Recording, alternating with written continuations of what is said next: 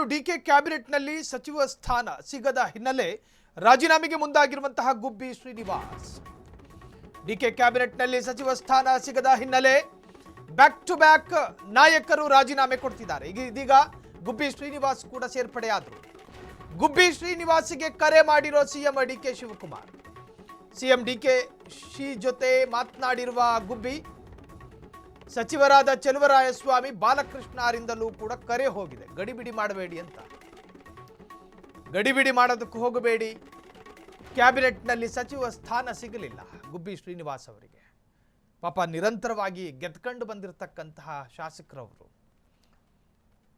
D K Shivakumar ಅವರ ಕ್ಯಾಬಿನೆಟ್ನಲ್ಲಿ 2ನೇ ಸುತ್ತಿನಲ್ಲಾದರೂ ಕೂಡ ನನಗೊಂದು ಅವಕಾಶ ಸಿಗುತ್ತೆ ಅಂತೇಳಿ ಕಾಯ್ಕೊಂಡು ಕೂತಿದ್ದ ಗುಬ್ಬಿ ಶ್ರೀನಿವಾಸಿಗೆ ಪ್ರಮಾಣ ವಚನ ಪದಗ್ರಹಣ ಕಾರ್ಯಕ್ರಮ ಮುಗಿಯೋವರೆಗೂ ಕೂಡ ಆ ಮನುಷ್ಯನಿಗೆ ಕರೆ ಹೋಗಲಿಲ್ಲ.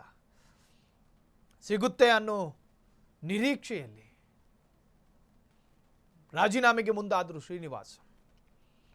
ಸೊ ಆ ಶ್ರೀನಿವಾಸನ್ನ ಮನವೊಲಿಸೋದಕ್ಕೆ ಒಂದಷ್ಟು ನಾಯಕರು ಕೂಡ ಮುಂದಾಗಿದ್ದಾರೆ. ಅದರಲ್ಲಿ ಸಿ ಬಾಲಕೃಷ್ಣ, ಜೊತೆಗೆ ಚೆಲುವರಾಯಸ್ವಾಮಿ, ಜೊತೆಗೆ ಡಿ ಕೆ ಶಿವಕುಮಾರ್.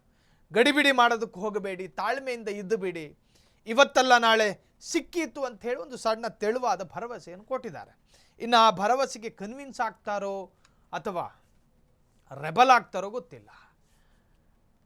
ಕಾಂಗ್ರೆಸ್ಸಿಗೆ ಮಾತ್ರ ಬ್ಯಾಕ್ ಟು ಬ್ಯಾಕ್ ಕೆಲ ಸವಾಲುಗಳು ಎದುರಾಗ್ತಾ ಇದ್ದಾವೆ. ದೊಡ್ಡ ದೊಡ್ಡ ಸೀನಿಯಾರಿಟಿ ವ್ಯಕ್ತಿತ್ವಗಳೇ ರಾಜೀನಾಮೆಗೆ ಮುಂದಾಗ್ತಾ ಇರುವಂತಹದ್ದು. ಎಲ್ಲೋ ಒಂದು ಕಡೆ ಇದು ರಾಜ್ಯ ಕಾಂಗ್ರೆಸ್ ನಾಯಕರಿಗೆ ಕಂಟಕ ಆಗುತ್ತಾ ಅನ್ನುವಂತಹದ್ದು ಕೂಡ ರಾಜ್ಯದಲ್ಲಿ ಚರ್ಚೆ ಆಗ್ತಾ ಇದೆ.